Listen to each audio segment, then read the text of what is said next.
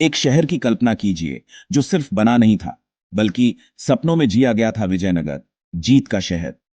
2 सदियों से भी ज्यादा समय तक यह दक्कन में एक बीकन था। इसके बाजार पूरी दुनिया से जेम्स और सिल्क से भरे रहते थे। पर्शिया, पुर्तगाल और चाइना के व्यापारी इसकी सड़कों पर घूमते थे, इसकी स्प्लेंडर से चकित थे। हम्पी राजधानी संगीत, कला और भक्ति से जीवंत थी। सिंगिंग पिलर्स वाले मंदिर, पत्थरों में कहानियां कार्व्ड किए हुए महल। महानवमी जैसे त्योहार शहर को हाथियों, परेड्स और मार्शल डिस्प्लेज के स्पेक्टेकल में बदल देते थे। हरिहर और बुक्का द्वारा एक हिंदू स्ट्रांगहोल्ड के रूप में स्थापित विजयनगर फेथ और कल्चर का एक किला बन गया। कृष्णदेवराय जैसे राजा सिर्फ योद्धा नहीं थे, बल्कि कला और साहित्य के पेट्रन थे। भारतीय परंपराओं के मोज़ेक को नर्चर करते थे। लेकिन ग्रेट वेल्थ के साथ ईर्ष्या भी आई, पावर के साथ दुश्मन भी। परछाइयां जमा हो गईं, गोल्डन आर्मर में एक क्रैक की तलाश में। शहर की चमक ने सिर्फ एडमिरेशन ही नहीं, बल्कि जेलसी और प्लॉटिंग भी खींची। सबसे ताकतवर एम्पायर्स में भी कमजोरियां होती हैं, और जल्द ही विजयनगर की कमजोरी सामने आ जाएगी।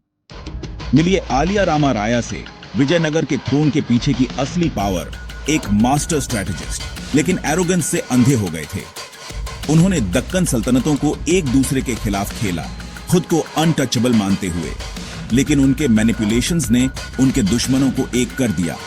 अहमदनगर, बीजापुर, गोलकोंडा और बीदर ने एक कन्फेडरेसी बनाई, उन्हें गिराने के लिए दृढ़ थे। रामाराया की फेटल मिस्टेक, अपनी ही सेना में मुस्लिम जनरल गिलानी भाइयों पर भरोसा करना। उन्हें लगा कि उनकी लॉयल्टी उनके प्रति थी, लेकिन ब्लड और फेथ ज्यादा गहरे थे। जैसे ही सल्तनतें युद्ध की तैयारी कर रही थीं, विजयनगर की अपनी ही रैंक्स में बिट्रेयल के बीज बोए गए। मंच तैयार था। रामाराया की शानदार सेना का सामना एक यूनाइटेड दुश्मन से था। जासूसों ने खतरे की चेतावनी दी, लेकिन रामाराया ने उन्हें खारिज कर दिया। अपनी पावर में कॉन्फिडेंट थे।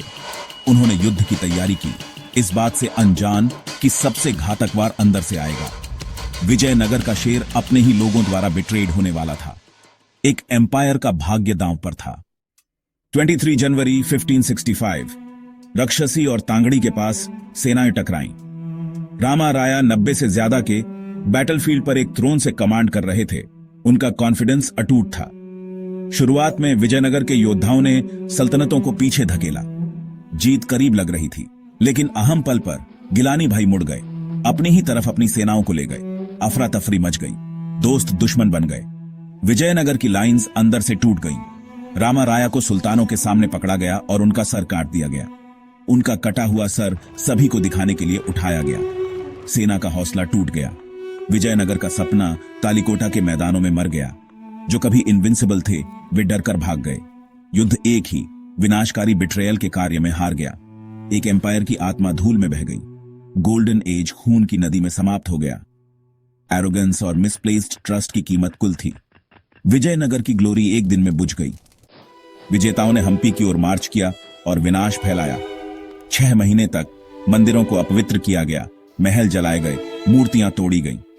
शहर के खजाने लूटे गए, उसकी कल्चर नष्ट कर दी गई।